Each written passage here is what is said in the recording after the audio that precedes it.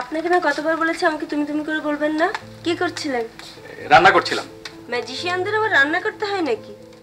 প্রিয় দর্শক, আপনি কি জানেন হুমায়ুন আহমেদ কেন তার লেখা তুমুল বিখ্যাত টিভি নাটক এই সব দিনরাত্রি কয়েকটি এপিসোড প্রচারের পরেই সেটি লেখা বন্ধ করে দেন?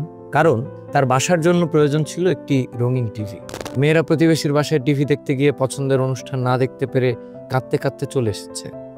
এই ঘটনা তিনি মেনে নিতে পারেননি।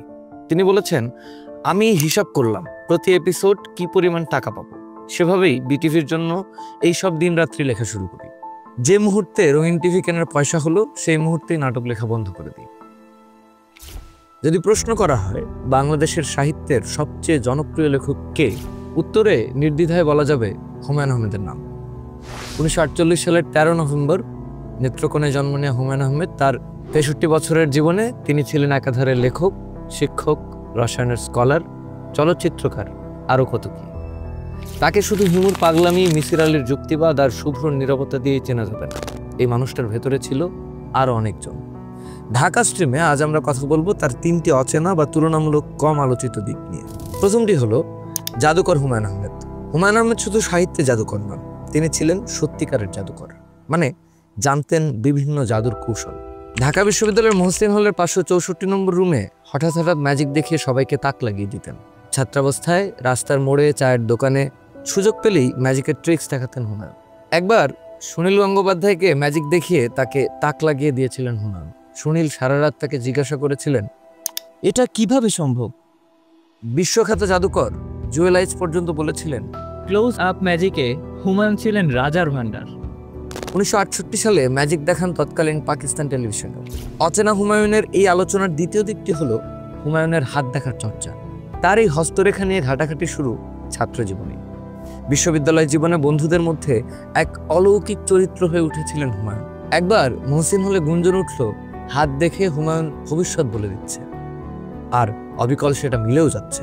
তো গণক হুমায়ুন আহমেদ শুধু ছাত্র জীবনেই থেমে থাকলেন না, বয়স বাড়ার সঙ্গে সঙ্গে হাত দেখার আগ্রহ তার আরও বেড়েছিল।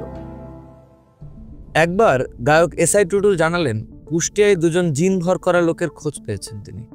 হাত দেখেই ওরা সব বলে দেয়, কিছুই নেয় না, শুধু 5 কেজি গরুর মাংস খাওয়ালেই হয়। হুমায়ুন আহমেদ সঙ্গে সঙ্গে বললেন, ওদের নিয়ে আসুন। নুহাশপল্লীতে বিশাল আয়োজন, গরুর মাংস রান্না হচ্ছে, অতিথি প্রায় 50।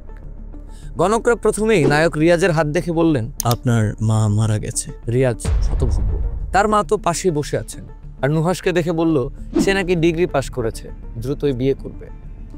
এবার হুমায়ুন আর সহ্য করতে পারলেন না, চিৎকার করে বললেন, পাটপারি করস। গণকেরা পালিয়ে গেল। পরে তারা বলেছিল, স্যারের ঘরে এমন জোরালো জিন ছিল, আমাদের জিন তো ঢুকতেই পারেনি। জিনের কথা বলতে বলতে এবার একটু ভূতের আলাপে যাই, যেটা আমাদের আজকের এই অচেনা হুমায়ুন আলাপের তৃতীয় দিক। হুমায়ুন আহমেদের ছিল ভূত দেখার প্রতি প্রবল আকর্ষণ। তার কাছে জীবন ছিল এক কুহক, রহস্যময় এক বাস্তবতা, যার অনেকটুকু আমাদের চোখে পড়ে না। ভূত নিয়ে তার বইও আছে অনেক, যেমন বোতল ভূত, মজার ভূত, কালো জাদুকর, ভূত সমগ্র, কুটুমিয়া। এছাড়াও আছে অনেক অলৌকিকতা প্রভাবিত গল্প, যেমন বৃহন্নলা, সঙ্গিনী, ছায়াসঙ্গী, শবযাত্রা, পাথর, সে দ্বিতীয় জন, বেয়ারিং চিঠি, ভয়, গোবরবাবু, আয়না। এ তো গেল তার অনেক অজানা দিকের মধ্যে 3টি দিক।